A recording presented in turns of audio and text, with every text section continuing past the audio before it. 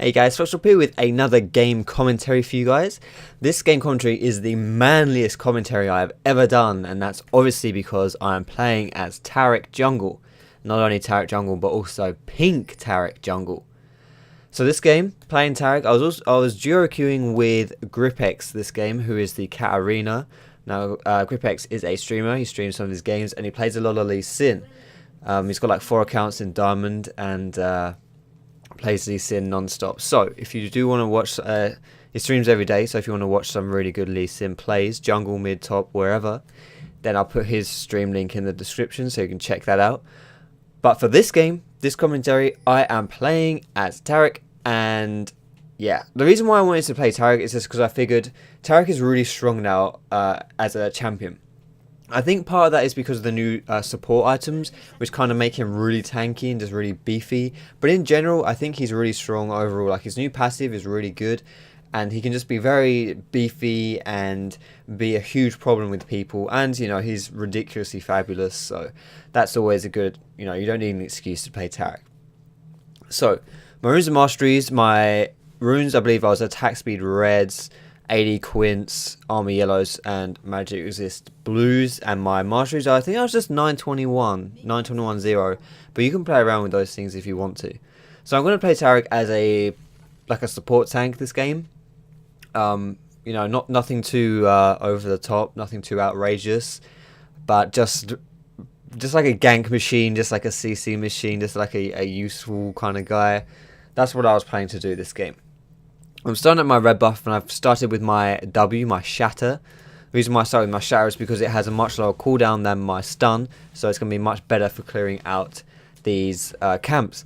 Now, because the enemy team has invaded my blue buff, as we can see here, that means that I now need to, I'm not going to get my blue. So what I do is I go invade their blue instead. Lulu does a really good invade with me. She follows up and helps me out with this, but because I knew that Elise had taken my blue, I figured this would be the easiest thing for me to do. This would be the safest thing for me to do, because I did finish my red buff really quickly. So I wanted to do this. The reason why, some of you may be asking why I didn't invade their red buff, because I did do a video explaining that if your blue gets taken, you should go from your red to their red. The reason why I didn't do that this game is because I finished my red so quickly that I knew I could get over to their blue before anyone else could react to it. I knew that, you know, I would take it away pretty instantly because now I can smite the first red buff, my red buff. It meant that it was finished really quickly, so that by the time I got over to their blue, there was nothing they could do about it. So I'm not going to be farming a lot this game. I'm going to be trying to gank, because Taric is not a very quick ganker and quick farmer, sorry, and also he's a very good ganker just because of his stun. But now I'm caught in a really weird place, because I see that their Diana is missing. She went missing from mid lane, so I don't really want to get caught out here. And I know Diana's here. I know something's up, so I just want to play really passive here and really careful. So I don't want anyone to get too involved in anything. I'm just kind of standing around. I'm not engaging anything because it's 4v3. I'm just like, well, Katarina gets a bit of free farm here because Diana's trying to roam. This is all well and good. Like, nothing's happening. It's fine. Katarina kind of struggles a bit in the lane early phase. So all of this stuff, if they're wasting time here, is great. But I'm also keeping my eye on bot just in case they reappear, which is exactly what happens. So bot gets caught out again. There's not really anything I can do, so what I do is I flash stun Annie. I didn't really mean to take the kill, but I take it. And now we're in a fight here, so I'm gonna play this kind of slow. This is what Taric is very good at. He's just, look at me, I'm just running around, just punching people in the face. I'm taking no damage. I've got good CC. I've got some heals. We kill Elise 2v2. Elise is a very good jeweler, and we kill him 2v2. So here I try to kill Lucian as well, and what he does here is he flashes to try and flash juke me, but he flashes right onto a cupcake and he dies. Now what I also do there as well is I leave the kill for Caitlyn.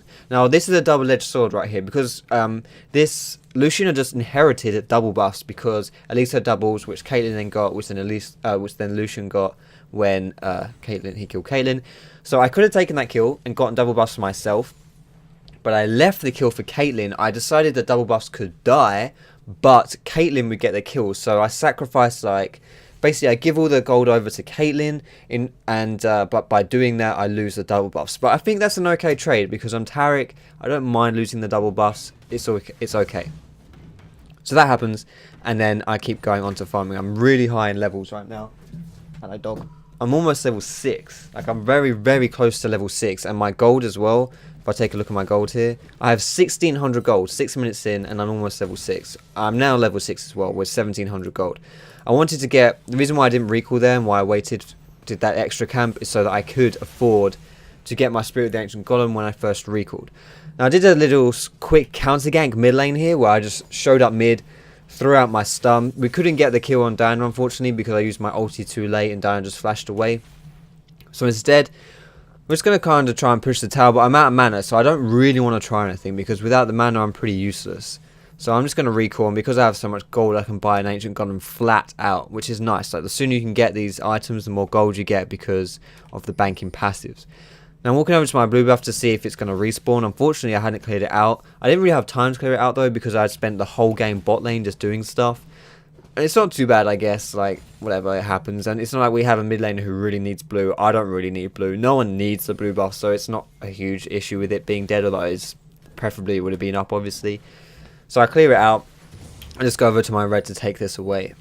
And again, I want to be really heavily ganking now. So I'm just looking for places to go and gank. Unfortunately, this is the problem I have. By rushing the Spirit of the Ancient Golem, what I'm doing here, I'm so slow. I can't catch up to anyone to get these easy ganks off. I'm showing my face. There's a bit of pressure. But there's nothing really happening. I'm not getting any kills because I'm really slow. But I see that their blue buff, I figure their blue buff will be respawning now because I took it away and then I left a mini up. So I figured that this would be around the time when they would have cleared the mini out. And because Diana's just died, I know we can fight this. So what I do here is I see Elise is out of position, so I just stun her and I smack her around the face a little bit. And I even used my ult there, but I had no intention of killing her. I knew I couldn't kill her. There was no way I could have killed her. There's just nothing for me to glue onto her and do all that damage myself. So I just got her low enough to make her run away. So now we get this blue buff for free. So I used all my skills to make her low enough health that we got that blue buff. So now blue buff out of the way. I'm sitting in this bush here, just waiting for bot lane to show up. I'm waiting for bot to show so that I can gank them when they appear instantly. And I actually make a mistake here. Right here, I should be running out this bush and engaging onto Lucian. As soon as I saw Lucian run around the corner, I should have gone around and tried to stun him, because I know that that's probably because he is going to ward the bush.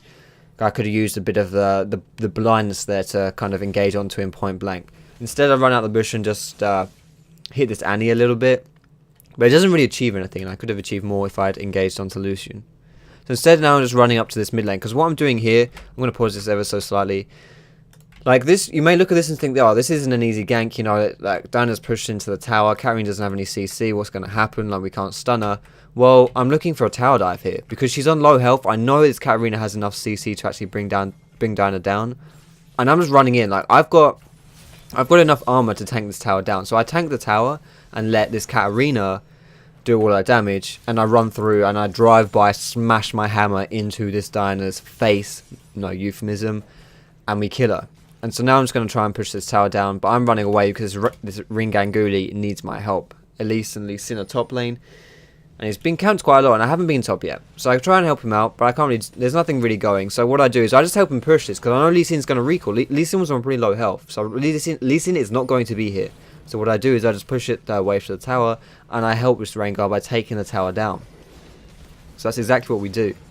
Just take the tower down for free. I just showed up top and I was like, yeah, I'll push this out with you. So now we've got that tower, which means that Rengar can now roam and gank lanes, because Rengar ganking lanes with his ultimate and roaming is very, very powerful. Unfortunately, because I was top, the enemy team took Dragon, but it was kind of worth it. And also it was a bit of a misplay, I think, by our bottom lane, because I didn't move to try and stop it. But anyway, we've got a fight coming here. Now, my priority target is always, with my stuns, going to be the carries, or like an easy kill. And Lucian is really my #1 priority. Katarina chases Diana a bit too hard, in my opinion, but I stand next to the wall so that she can jump over, and now we've got a fight to mop up. Elise is just going to get killed, and I get a stun off onto Annie, and so she does too. So this is a good fight for us. Like, we lost Dragon, so it obviously wasn't worth it, but we did get the top tower. Basically, if you consider a top tower trade for drag, and then we get a few exit frags, so that's all cool. And now I'm just pushing it down this wave as well. We're going to get this bot tower as well. So again, we're getting even more. But this is kind of stupid. I stand around with Diana's Q debuff on me, just trying to bait her in to jump on me, and she actually does jump on me. No idea why she does that, but she does it, so whatever. And now when I go back, the last time I went back, I rushed Mobu so that I could now have more pressure in my ganks. As I was saying before, I was too slow to really do anything. So now I've got the Mobu boots, so I can roam and just be killing things endlessly. Like, I have not been farming that much this game. The only farm I've got really is from the lanes. I haven't had any real farm from the jungle. Now I get a bit overexcited here and try to flash onto Annie's face to kill her, and we end up just I kind of bait my carry into her death, but we do pick up Annie, so and I get a kill, so totally worth it, 100%. Although maybe it wasn't worth it. Maybe that was just a bit overzealous by me. But now I'm going to do a little bit of farming just because I'm on 40 stacks, and I kind of want to get rid of these stacks from my golem passive here, just so that I'm not losing out on a lot of gold. But I see this as a really good time to fight. I don't really want to engage onto Elise because she's just going to repel either to the Wraiths or to those creeps. But I go on her anyway because I figure that they've got enough damage on Lee Sin to take him down, so they won't need my help. But so when Elise escapes, I go on to Lee Sin. And here Elise is recalling a really dumb place, and we just get a really nice, easy mop-up phase because carry is really fed, and I'm just engaging with my style. It's not hard to engage on Taric. I'm not bragging about engaging because you just click on them, you point and click, and that's all there is to it. But anyway, I see this Rengar's fighting Diana, but she's kind of weak, and our whole team is around, so I'm not scared of this Rengar dying at all. I don't really know what this Diana is doing. She shouldn't be doing that. She's getting a bit too, again, greedy and stuff. But I'm just hoping this Rengar push out this top lane because I need a little bit more farm. The item I'm going to get next is an Iceborne Gauntlet. The reason why I really like this item on Taric is because his passive is basically like a Sheen effect. And also, your Taric scales really well with armor. Your passive does extra damage. It's like a Sheen that scales off of your armor. And your Shatter, your W, also, I believe, does extra damage off your armor. Yes, it does. So the more armor you have, the better. And also the like AoE slow effect from Iceborne Gauntlet is really nice on Taric because it means you can just, no one gets away from you. You have a lot of damage and you just have even more utility. And considering that's how I'm playing this Taric, I'm just playing him with utility and, you know, being like a support tank and stuff. This Iceborne passive is really useful. Now, Lulu gets a bit excited here and ults me to try and interrupt this Elise from escaping, but I don't have anything to keep Elise down. Like, this is a problem with Taric. Unless you've got 40% CDR, sorry, like 40% CDR, then you don't have a lot to keep someone down. Your stun is on a far too high cooldown to chase someone and just endlessly stun them. Now, this is, I've seen Elise and I know there are people in mid lane here, so I'm kind of looking for an engage. So I just run out here and I stun whoever I can, which is Annie here. But the stun doesn't really last long enough. It's a pretty weak stun, actually. It's only like a second. She doesn't even have any tenacity. It just doesn't last very long. So we can't pick her up, which is quite a shame. But I think this is probably, you know, something coming up is where we should be fighting here. So I use my stun on Annie, but it fizzles. But Lucian casts his zap here, whatever it's called. I don't know what it's called. And it puts him out of position. And then he comes to chase me. And so now I get a stun off onto him, and this is the perfect fight for us. Annie is nowhere near, like, we're not being zoned by Annie. The carry is stunned, but this is, like, I don't know, without moaning too much, the Diana did a really good thing here. By like Diana just was the bait, basically. She showed her face, and my whole team fancied going for her instead of fighting the fight, which would have been the better decision, in my opinion. Considering we don't even kill Diana either, it's kind of... it's not worth it.